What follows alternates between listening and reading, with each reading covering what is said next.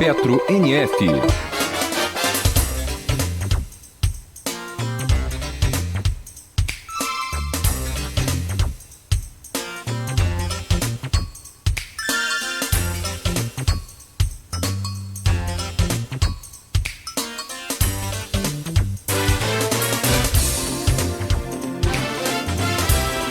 Sete horas 35 minutos em Campos, de volta com o Folha no Ar, primeira edição. Muito bom dia para você ouvindo a Folha FM em 98,3. Bom dia para você que está acompanhando também aqui o nosso streaming de vídeo pelo Face, pelo YouTube. Daqui a pouco esse programa estará editado em podcast em todos os aplicativos de podcast para você acompanhar aí essa entrevista com o jornalista, advogado, ex-diretor regional da Firjan, Luiz Mário Concebida, quem eu trago aqui o bom dia agora, cumprimento, digo da honra e do prazer de poder recebê-lo aqui no programa, o Luiz Mário, que é parte integrante dessa equipe do Grupo Folha, né? Sempre esteve com boas atuações aqui na Continental mesmo, né? Com um legado bem interessante, inteligente para todos nós e na própria Folha da Manhã.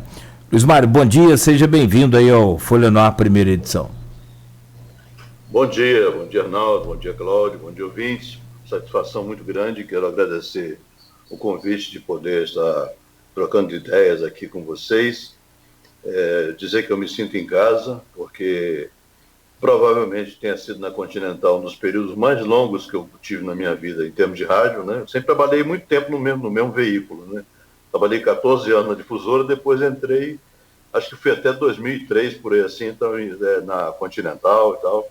Passei por outros veículos também, mas sempre tive uma presença muito interessante aí na rádio, grandes equipes nós tivemos aí e tal, equipes até alternativas, mas foram muito importantes para o futebol de campos. E a Folha da Manhã não se fala, porque eu sou fundador da Folha, né? Comecei a escrever para a Folha da Manhã antes dela chegar ao público, né? Para testar se nós realmente íamos fazer um grande jornal. Foi uma experiência exitosa, maravilhosa, que marcou muito minha vida.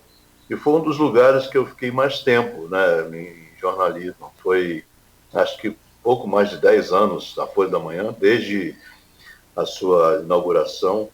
Até mais tempo depois saí para ser assessor parlamentar, para trabalhar em outras missões, né? Mas fiquei mais de 10 anos na Folha, onde eu fui repórter esportivo, editor de esportes, fui diretor de redação, fui editor e fui, sobretudo, repórter, né? Porque eu acho que os outros cargos de jornal é aquele negócio, né? São coisas eventuais.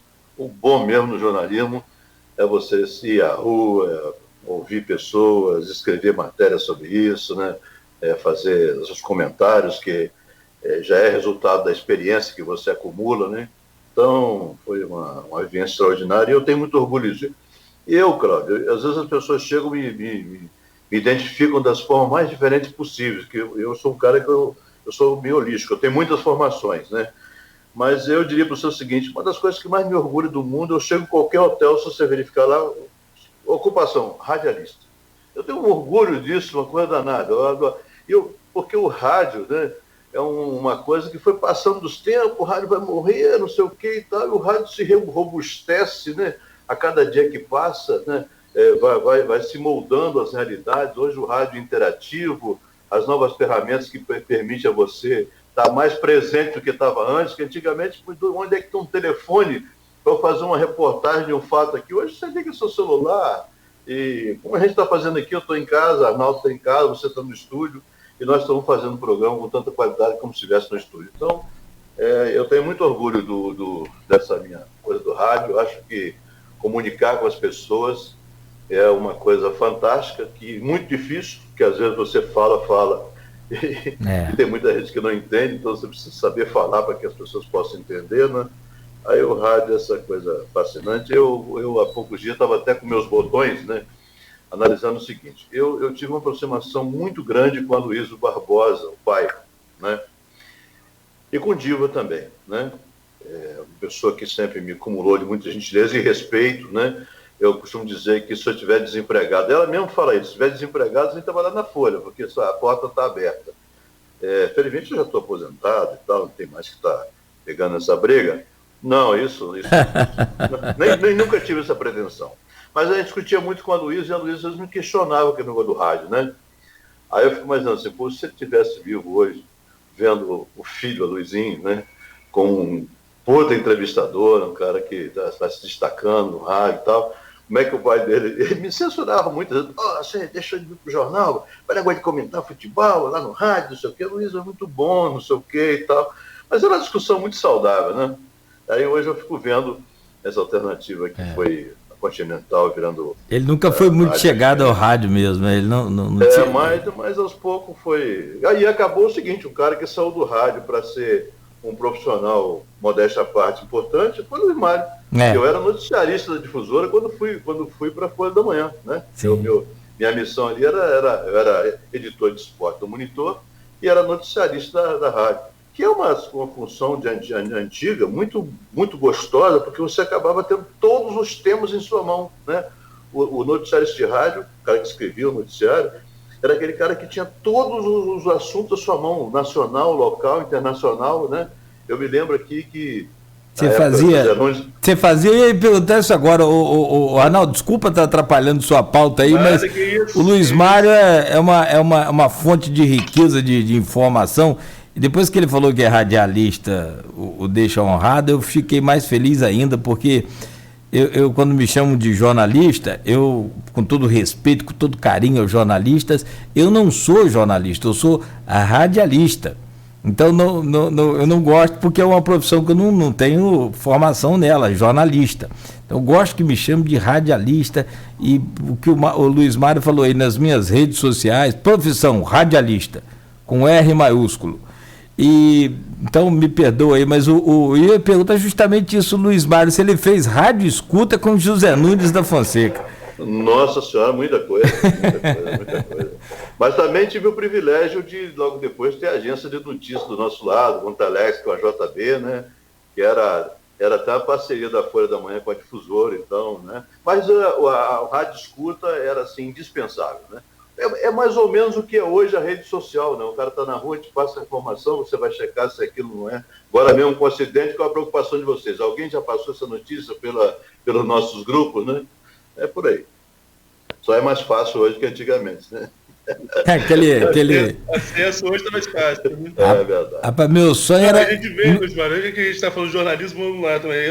Uma coisa que você falou que é importante, acho que no jornalismo ou no rádio jornalismo, que seja, a melhor função é de repórter, né? Hoje eu estou numa função que você já esteve, que é de editor-geral, acaba sendo mais burocrático do que jornalístico. Você fica aqui, você tem que arrumar a redação, saber quem vai fazer o quê, colocar a pessoa para ver isso, ver motorista que vai. Então você fica mais na questão burocrática do que na prática do jornalismo no dia a dia. O bom mesmo é a reportagem, você ir para a rua, ouvir história. E de vez em quando eu já ouvi na redação, né, também passei por várias funções, mas concordo com você, a primeira, qual eu me identifico, no meu caso, é de repórter, eu sempre falo que sou repórter, mas sempre tem aquela questão, já ouvi alguns repórteres falando assim, imagina como que era fazer isso aqui sem um telefone, sem a rede social, sem essas coisas, como que era escrever aquelas matérias de página inteira, na época que foto era uma coisa muito precária, você colocar foto em página de jornal, né, era difícil você fazer isso, né, e sair aquelas matérias longas, robustas, que são até documentos históricos, né, todos eles documentos históricos. Como que o jornalismo avançou, mas, né, aí a gente vai ter o slogan da Folha, diferença na qualidade, a qualidade jornalística tem que ser a mesma de sempre, independente de rede social ou não, né? Você sabe que uma vez eu abandonei, renunciei na condição de editor da Folha da Manhã para me preocupar só com reportagem. Porque, como editor, eu acabava sendo o principal repórter do jornal, eu estava fazendo duas funções, né? E foi uma reação horrível na época, meus amigos, o próprio jornal, zangado porque eu tinha feito aquilo, mas eu acho que foi uma coisa que acabou se encontrando, porque a edição é gostoso você colocar uma edição na rua e tal, ter sucesso da edição, mas é uma coisa mais fria, diferente do cara que está na notícia conversando com as pessoas, né? Às vezes você, quando na edição, por mais criterioso que tenha, você acaba fazendo uma avaliação que pode ser até injusta. Mas foi uma decisão que eu tomei à época e fui cuidar só de jornalismo econômico aqui na época na Folha da Manhã. E depois as pessoas entenderam qual era a minha, porque a edição era pesada demais, cara. Tava deixando de ver minhas crianças em casa, novo ainda, né? Fiz isso muito novo. As meninas estavam pequenininhas e eu nem curtia minha filha direito, porque saía de casa e estava dormindo. Quando eu chegava, estava dormindo também, quer dizer, ficava difícil, né? Mas foi, de qualquer maneira, uma experiência muito boa, muito legal. É verdade, essa questão de horário, diz que tem uma frase de Ricardo André, o Luiz Mário, que diz que editor-geral de jornal que é uma máquina de moer gente, né? Acho que é uma boa... Eu costumo dizer que jornalista e repórter é o seguinte... É uma boa definição. Uma vez me contou... Me cortou aí. Eu costumo dizer que jornalista e repórter é o profissional que no melhor da festa tem que ir embora, né? Que no melhor da festa você tem que sair para escrever a matéria, né? Vai ter uma comemoração, não sei o quê, uma conferência e tal, você não fica mais ali, tem que sair correndo para escrever. Hoje você até vai escrevendo no curso da conferência ali, no celular, e dali você passa para alguém, diferente mas antigamente era assim mesmo, né? O melhor da festa a gente tinha que sair. Tá certo. Vamos virar a chave aí para a questão econômica, como você falou, que se dedicou a essa cobertura, Luiz Mário. Eu queria falar com relação à questão de royalties de petróleo, né? Durante muitos anos, e ainda é a principal receita do município, mas já está em declínio. Vamos botar desde 2014, já começa a piorar a situação e agora agravada com relação devido a essa crise aí puxada pela pandemia do coronavírus. Você que já foi, como eu falei aqui no primeiro bloco, secretário da Unpetro, da Organização Municipal de Produtores de Petróleo, e como que você tem acompanhado a evolução desses números aqui na região e quais suas perspectivas para os próximos anos?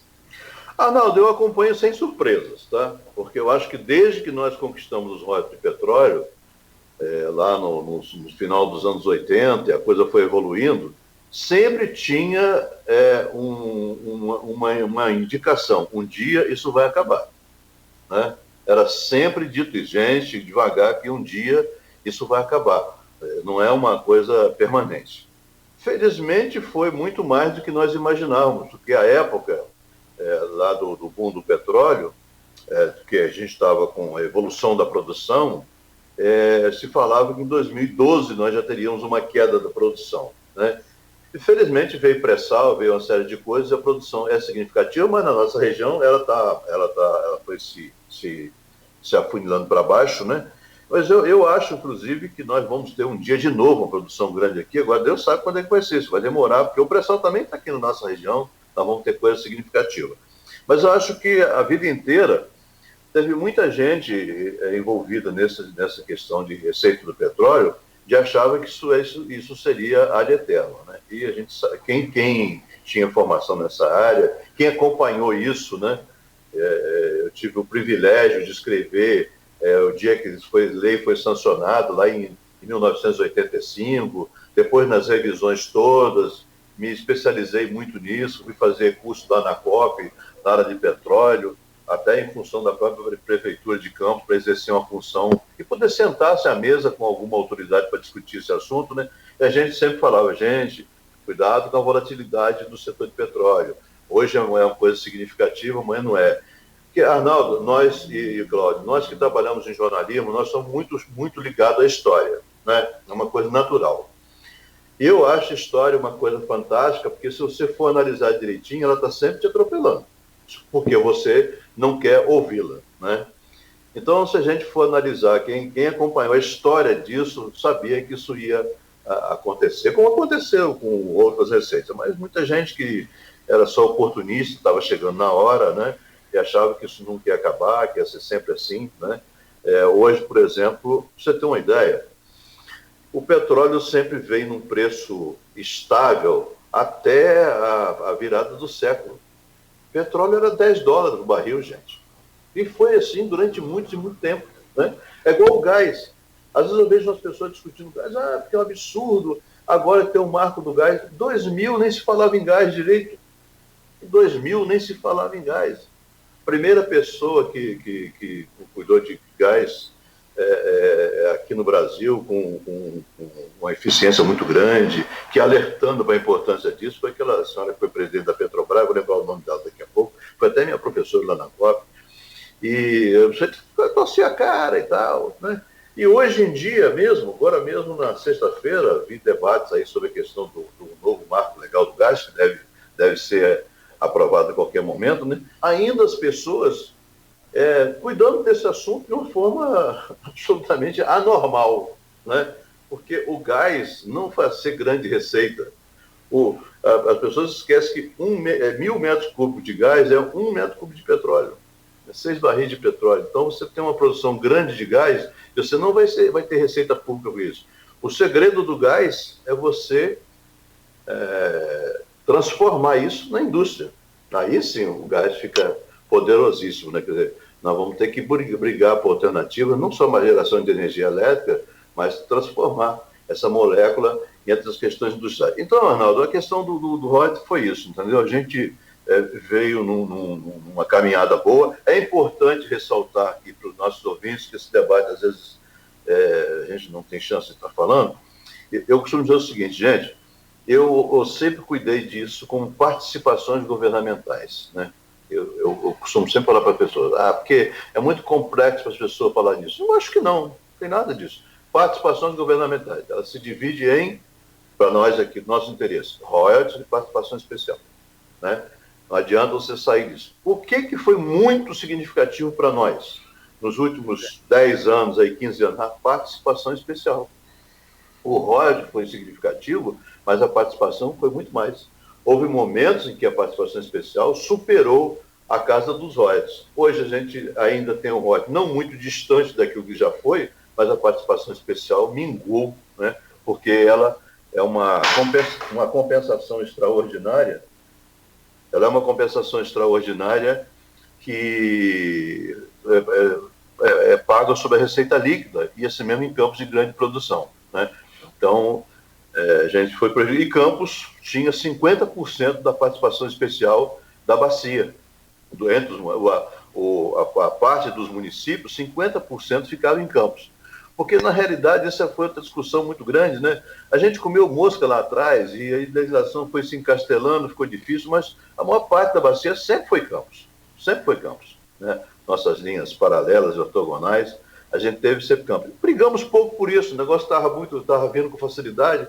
Estou falando que eu cuidei disso em prefeitura há 10 anos, às vezes você tinha até dificuldade de conversar no próprio ambiente de trabalho com as autoridades, né, sobre essa questão, né?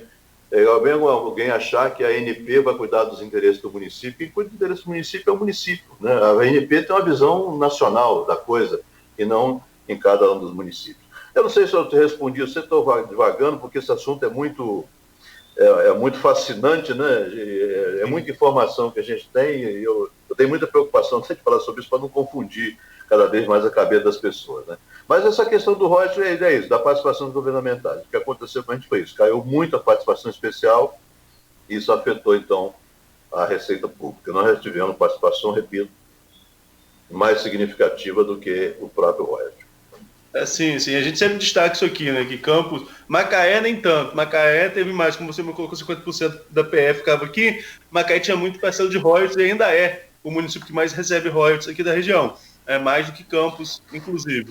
Mas participação especial em Campos foi muito forte. Agora, você como falou que acompanhou, hoje fala-se muito da questão de se não ter pensado lá atrás em um fundo especial que pudesse dar uma certa garantia ao município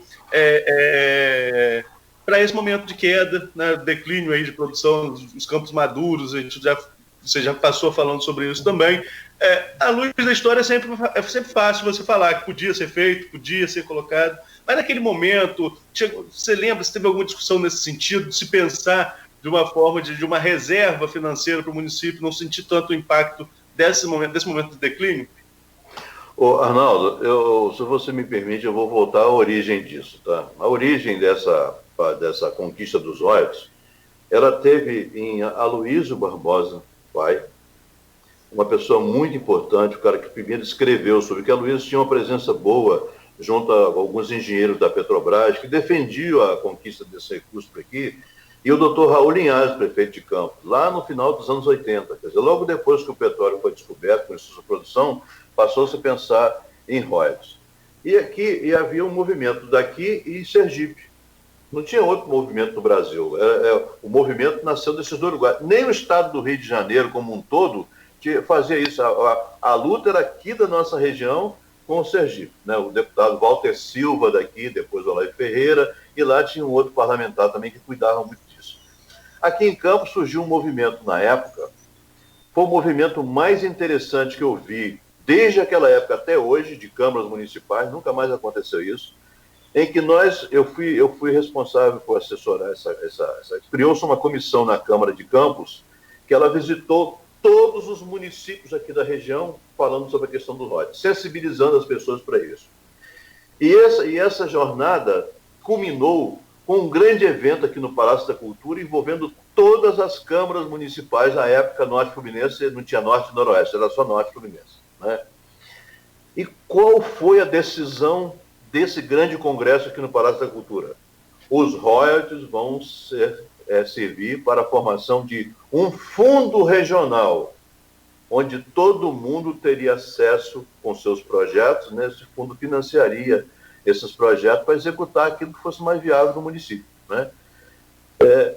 Foi uma ideia que ia ser sedimentada, ia ser regulamentada e tal. Aí veio a conquista dos royalties, o senador Nelson Carneiro, naturalmente preocupado em fazer a sua política, fez essa divisão toda do royalties, era 5%, que município contíguo à plataforma, limítrofe e zona secundária, enfim, leiloou os recursos dos royalties. Tanto é que para nós aqui, até que houvesse a flexibilização do monopólio, ou seja, que a gente tivesse ganho mais uma parcela de royalties, o royalties não era uma receita significativa para os municípios, ou seja, até a flexibilização do monopólio. Então, lá atrás, a origem era isso, né? Era para você pegar os recursos, que ninguém nem imaginava que seria tanto dinheiro, para fazer esse fundo regional, e que atenderia a todos, apresentaria o projeto ali a um conselho regional que ia conduzir esse processo, né?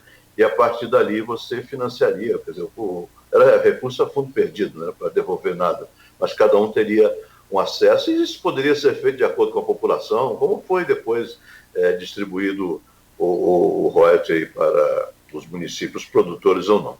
Então, inicialmente a ideia realmente era essa. Você vê que hoje a gente tem Niterói pensando em fazer isso, Maricá já está fazendo, o presidente Kennedy fez isso, né? Tem uma parte do recurso, é uma poupança, lá para frente. Há outras nações que fizeram isso, né? Noruega, principalmente, né? E a gente aqui, infelizmente, ficou todo mundo fissurado com royalties, que entra tem que gastar, e culpa-se muito a administração pública, mas teve muita gente que teve influência dolorosa nisso que está aí, tipo Tribunal de Contas, Poder Judiciário, né, autorizando despesas que não poderiam, né? E agora a gente está aí com esse gargalo que não sabe como é que sair dele, e não será fácil efetivamente sair dele. Tem aqui uma pergunta do Maurício Batista, que é um ouvinte assíduo nosso, Luiz Mário. Ele coloca aqui, pegando esse gancho da questão de royalties e PE. Estamos sempre falando nos royalties e na PE, foi a melhor transformação dos municípios, mas infelizmente não souberam aproveitar. Onde esse dinheiro foi empregado? Você que acompanhou aí esse cenário em Campos, esse dinheiro foi bem empregado? Onde, no seu ponto de vista? Olha, eu acho que houve empregos muito significativos aqui, né? Nós construímos hospitais, né? A gente tem hoje uma malha rodoviária significativa, só que isso sem manutenção você sabe que fica ruim, né? Mas a cidade tinha muito pouca coisa. Quando nós... Vou dar só um exemplo aqui, quando descobriu-se o petróleo, hoje, 28 de março, de ponta a ponta, essa rodovia que tem essa avenida que tem uma opção de nome aqui em Campos, era uma pista só, né? Da Beira Valão até lá, a usina Santo Antônio, e isso foi duplicando em função até da presença do americano no campeonato nacional, mas já uma coisa que foi sendo sedimentada, depois construído outras coisas, Teatro Trianon, saúde, enfim, bolsa de estudo, né? Que muita gente se formou aqui em Campos com bolsa de estudo graças aos recursos dos royalties. Então, às vezes as pessoas sempre reclamam que a aplicação pode ter, eu não tenho dúvida de que uma boa parte desse recurso deveria ter sido guardado, mas o recurso foi bem empregado. Aquele programa de atração de negócio aqui do Fundecam, que fala uma opção de bobagem aí, porque nunca pegaram os dados corretamente para analisar, foi o maior sucesso que nós tivemos, premiado nacionalmente. E um dia a gente vai mostrar isso aqui, até para vocês em primeira mão, quer dizer, era a grande alternativa nossa de desenvolver o município, mas, infelizmente, é igual a Covid, isso foi politizado. E quando é politizado, amigo, sai de baixo que você não sabe quem é que tem razão, porque cada um chega e apronta de uma forma, uma opinião atravessada e só atrapalha as coisas. Então é isso. Mas eu acho que, desvios à parte, eu acho que se descuidou muito, Arnaldo e Cláudio, dos custos, entendeu? A administração pública se descuidou muito dos custos. O dinheiro não é meu, né? E vamos gastando de qualquer maneira, quer dizer, a gente não passou, não pensou direito, por exemplo, em dar uma regulada melhor em custos de asfalto, de pavimento, enfim, de tudo que você coloca a mão aí, o serviço público vai tocando de qualquer maneira. Uma lei de licitação, para mim, muito confusa até hoje, né? Está se pensando até em algumas alterações, enfim, a administração pública é uma coisa muito complexa, né? Eu vi essa matéria que vocês estavam falando no início do programa aí sobre como mexer no serviço público. As pessoas não têm ideia da complexidade disso. Você, para mexer nessas coisas, precisava, antes de mais nada, fazer uma grande reforma que você pudesse efetivamente mexer. Isso é uma coisa muito complexa e essa avaliação se foi bem investido. Eu, por exemplo, vejo Macaé. Vou dar um exemplo de Macaé aqui, né? O Macaé era a cidade de uma via só, Amaral Peixoto. Hoje Macaé tem um contorno, um eixo rodoviário extraordinário, hospitais, muita coisa aconteceu. Agora, muita coisa também foi para o ralo, né? Porque essa questão de obra pública, principalmente quando você não tem esse cuidado com o custeio, né? Com o custo da obra, né? Com o custo da obra. A qualidade, né? Brigar por isso, né? Na casa da gente, ele não briga com o pedreiro, com o empreiteiro, não, esse preço não dá para mim agora, porque no serviço público, felizmente, não é isso. Fez licitação, quem ganhou, e às vezes o cara combina com o outro, né? Ganhou, levou. Tem fora os aditivos, né? Exato, fora os aditivos. Então, quer dizer, tem essa questão do que a gente questiona se foi bem investido, não foi, mas foi muita coisa importante. Eu me lembro que nós, graças a isso, né, fizemos o maior projeto de eletrificação rural do Brasil, foi feito aqui em Campos. Chegamos a levar luz para 2.500 propriedades. Depois foi feito um levantamento, a gente tinha pouquíssimas pessoas aqui que ainda não tinham luz elétrica. Um pavimento, um convênio com a Petrobras também, graças ao recurso do ROD. Fizemos umas vias, estradas vicinais pavimentadas para esse município afora, mas como eu falei, depois não faz manutenção, aí daqui a pouco o serviço parece que não foi feito, parece que desistiu, mas pavimentou a estrada, bota no papel. Manutenção é imperativo. Se não fizer isso, daqui a pouco a estrada está pior do que era antes, né? Nogueira, são 8h02, né? Já está na hora do nosso primeiro intervalo, mas eu vou deixar, a gente vai continuar falando sobre royalties no próximo bloco. Sim. Um prazer. Sim. O professor é bom, E sobre essa questão do Fundecam também, concordo com o Luiz Mário, e tanto é bom, né, Luiz Mário, que está até hoje, em vários governos, porque um governo, você vê que no Brasil a coisa é muito politizada, como você disse aí, que um governo não gosta de terminar a obra do outro. E um governo não gosta de tocar um projeto do outro. Porque quem lançou esse projeto do Fundecam foi no governo do Arnaldo Viana. Isso aí. Não é? Então... É burrice, né? Porque você vê o seguinte, o que está acontecendo hoje politização da coisa, né? Com burrice. Está acontecendo hoje com o governo Bolsonaro aí de importância na área de infraestrutura, que está dando um banho no ano e pouco. Por quê? Porque não jogou fora os projetos que já existiam. É possível alguém ter criado alguma coisa agora. Teve a felicidade de trazer alguém que já estava nos outros governos já há muito tempo, que conhecia da matéria, e tocou o barco, né? Vamos terminar o que está aí, água para o Nordeste, água não sei para onde, e estrada disso, estrada daquilo outro, porque infelizmente tem as pessoas que chegam, esse projeto não é meu, paga para lá, não vou tocar isso, né? Vai ficar com o nome do cara pro resto da vida. A gente sabe quem foi que plantou essa política aqui, né? Então... Bom, são 8h04, a gente volta a falar do Fundecam também, o pessoal está opinando aí no Face, e é o que a gente sempre pede, Aí o Arnaldo relata tudo isso aí. Próximo bloco, de volta com o Luiz Mário Concebida, jornalista, advogado e ex-diretor regional da Firjan e radialista. 8h05 em Campos. Voltamos com Folha no Ar, primeira edição, em instantes, no oferecimento dos laboratórios Plínio Bacelar e Clínica Proteus. Quando se pensa em exames laboratoriais,